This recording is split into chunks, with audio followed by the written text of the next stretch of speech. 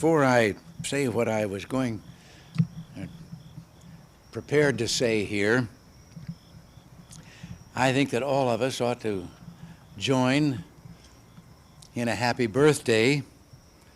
There is a period in which you can tell a lady's age, when it's Irene Marcos and it's her 22nd birthday. Happy birthday.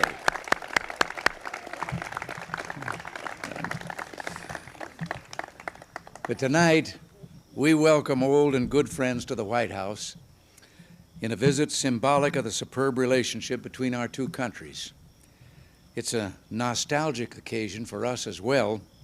Nancy and I often think of our 1969 visit to Manila when we first experienced that unexcelled Philippine hospitality as the guests of our guests here tonight.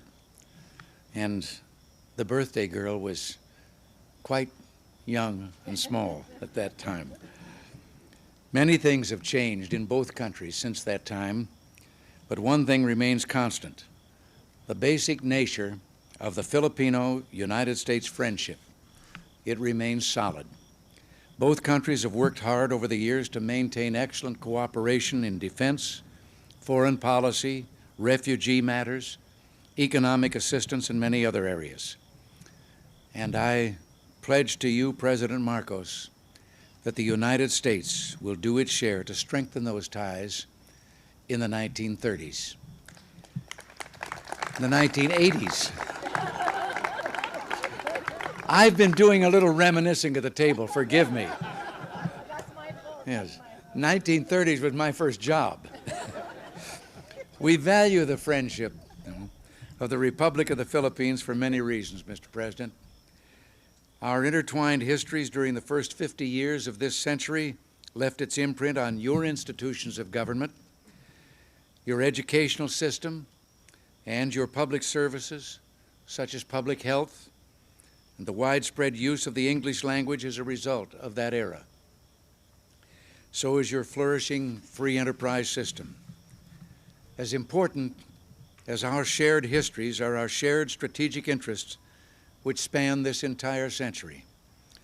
In World War II, Filipinos and Americans fought and died together. And you yourself, Mr. President, played an unforgettably heroic part in that conflict. Coming out of that war, your generation and mine fully understood the need for collective security arrangements. Unfortunately, some of today's young people, blessed by decades of relative peace, may not have this understanding. I think it's our duty to impart our historical experience to them. Today, a strong defense alliance is a major factor in contributing to the security of the Philippines and to the maintenance of peace and security in Asia. With the next review of the military bases agreement, which begins in 1983, we shall continue to modernize our security relationship to best serve our mutual security interests. Both of our economies depend on vigorous trade and investment. These ties remain strong, and your presence in Washington, Mr. President, has enabled us to conclude several outstanding economic matters. President Marcos, we have accomplished a great deal together over the years. We will all do more in the years to come.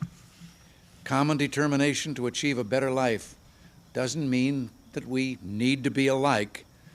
We need only to treat one another in a spirit of generosity and mutual respect. If we do that, our continuing commitment to one another, resting as it does on many years of close relations, will be solid now and for the future. Amen. So in that spirit, let me offer a toast to the President, Mrs. Marcos, and to the people of the Philippines, and to the mutual respect, the dedication to peace and security in the world, and the shared values which unite us.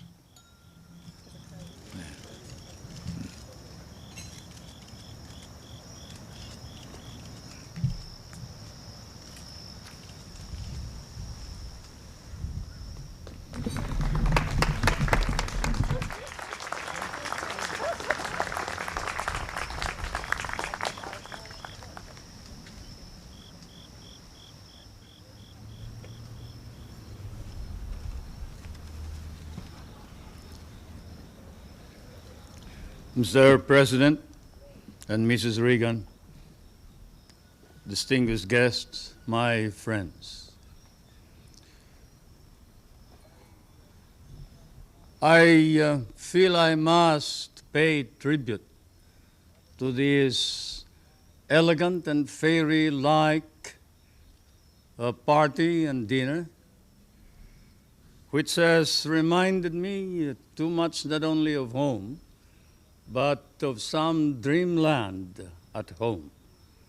A tribute to the taste and sense of beauty, to perhaps primarily not only to President Reagan, but Mrs. Reagan, for this lovely party, which I shall always remember as the Firefly Party in the White House. You do us great honor with this dinner. Allow me to extend the gratitude of 50 million people in the Republic of the Philippines, Mrs. Marcos and myself, for this hospitality and this generosity. Certainly, we will be unable to reciprocate this beautiful event. You even had the songs all prepared, including a Philippine song. That's a favorite of the First Lady of the Philippines, Dahil Sa'yo, which means because of you. Because of you I love, because of you I live, and because of you I am what I am. And then you had the other theme song, which was a favorite of both President Reagan and the other president. Understand? The theme song of Dr. Zhivago, which is a long story, of course, and which I won't talk about. It happens to be one of our theme songs because it was sung in one of what threatened to be a tragedy, but which did not. And that's why we remember it.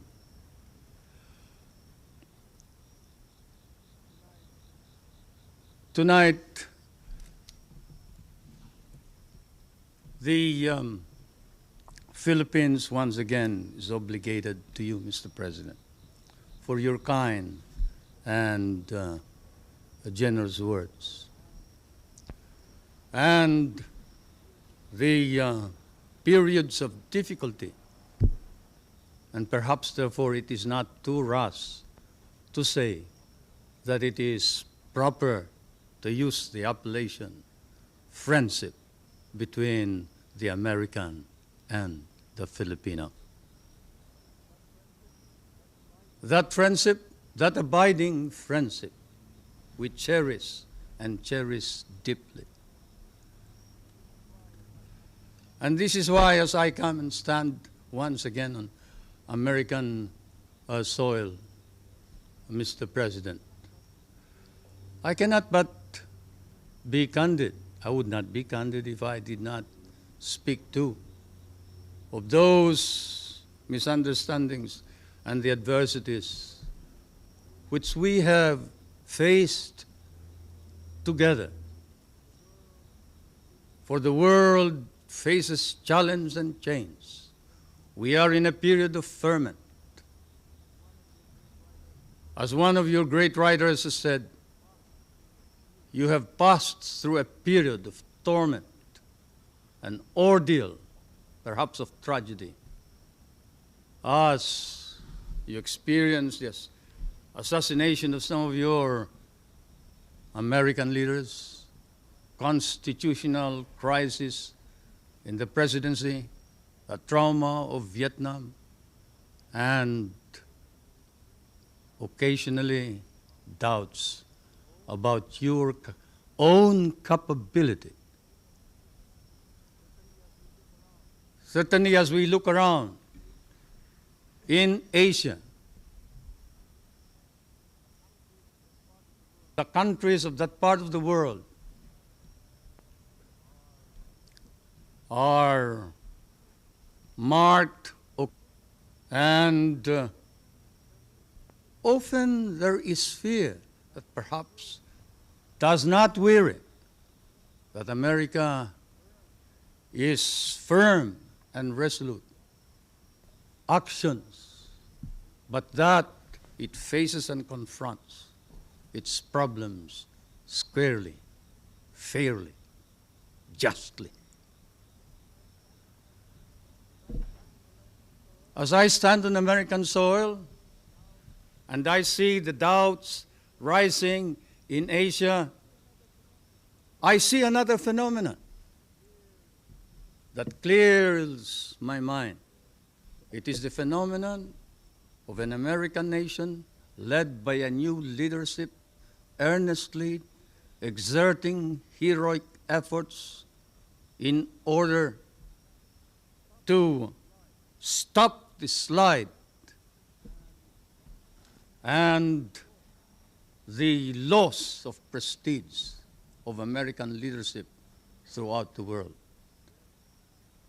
Yes, Mr. President, out of the dark, out of the shadows of the decline in even respect for America and decline for her leadership, there is a rising and emerging a new America, not only in Asia, but perhaps throughout the world.